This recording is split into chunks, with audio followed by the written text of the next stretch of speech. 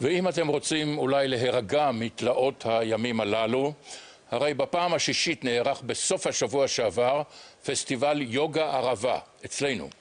יותר מ-800 משתתפים התנתקו ל3 ימים מהמולת החיים. הם ירדו למדבר להשתתף בסדנאות יוגה במקומות שונים בערבה עם מורים מן הארץ ואורחים מיוחדים שהגיעו מעבר לים. קרן הלמן הצטרפה עליהם לבדוק אם יש דרך לחיות טוב יותר גם במציאות המסובכת שלנו, לשון המעטה.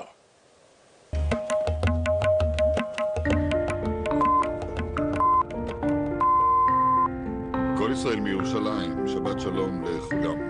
פיגוע ירי סמוך למערת המכפלה בחברון. כה אמר בודהה, רק אתה תציל את עצמך.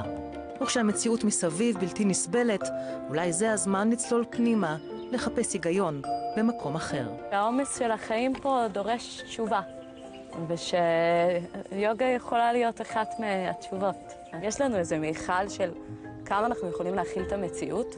המיכלים בארץ הם מלאים, כל דבר הכי קטן, אנשים מתפוצצים. בזמן שמסביב שולפים סכינים, המדבר אוסף אליו ישראלים שמנסים להחליף אי שקט בקצת שלווה פנימית. ואנחנו בעקבות המאסטרים שהגיעו הנה מחול. אולי הם יגלו את הסוד לחיים טובים יותר, ואם לא, לפחות ננסה להדביק אותם בקצת סטרס ירושלמי, ונתנחם בזה. In the desert here, everyone has a chance to be in a different place in their own mind. And they can have the opportunity to leave behind some of the stuff that whatever they're dealing with. And, you know, as they move into a different place physically, they often move into a different place mentally. אי שם בין האנטילופות, סרה ויו מלמדים מיינדפולנס, אימון מנטלי שצובר תאוצה ככל שהעולם שמסביבנו יוצא משליטה. המטרה, לחזור לחיות ולהפסיק לתת למחשבות, לשגע אותנו.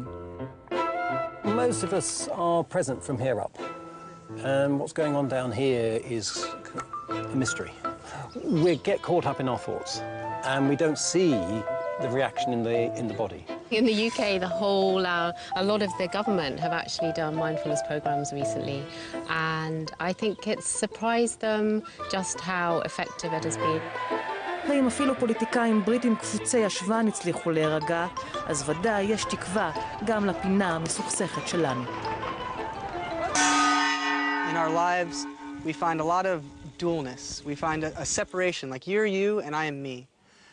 You know, spirit is spirit and I am me. This rock is the rock and I am me. But in yoga, we're trying to find union and we're trying to realize, like, and in the shamanic practice as well, we're trying to recognize, like, no, like we're on a little planet.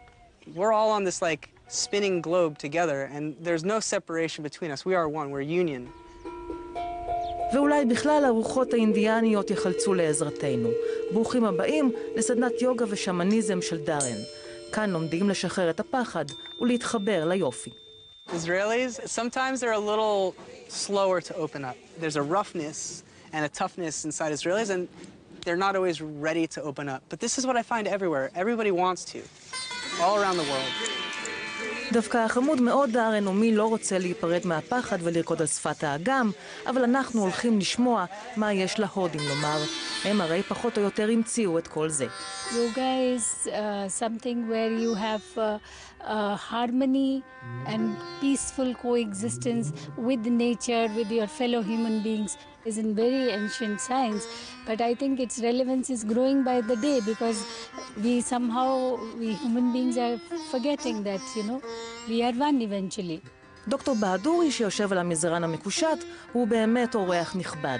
נצר לשושלת יוגים ידועה מוורנסי, מכיר אין ספור כתבים עתיקים בסנסקריט, מקבץ סביבו חבורה של תלמידים נאמנים. מקבלים פה כלים מעשיים איך להביא את הגוף שלנו למצב הויטלי, למצב שהוא יכול להחליט החלטות. אנחנו מקבלים כאן כלים מדהימים לעשות את זה. We believe that everything, whatever we're doing, that is a part of illusion. Our self is, and the truth is, with this ultimate.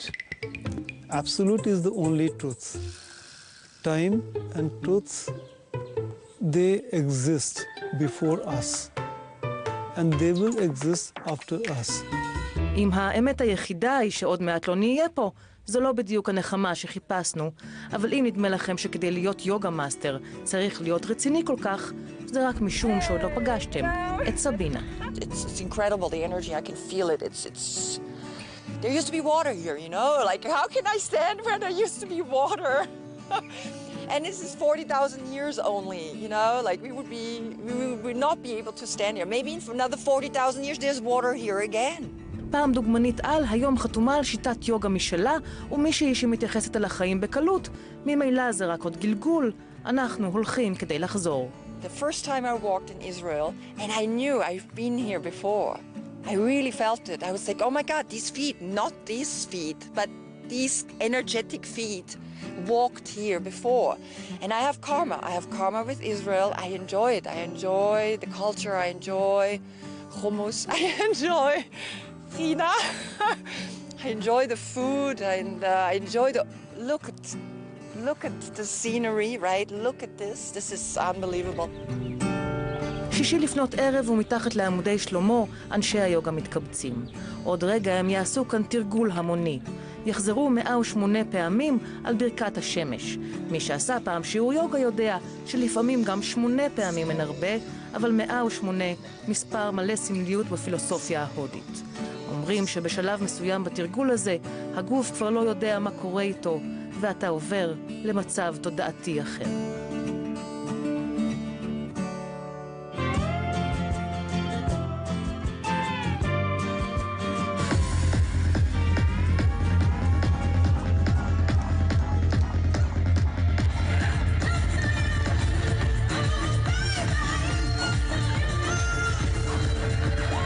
עוד מעט תפסק המוזיקה וכולם יחזרו לפקקים באיילון למבזקי החדשות.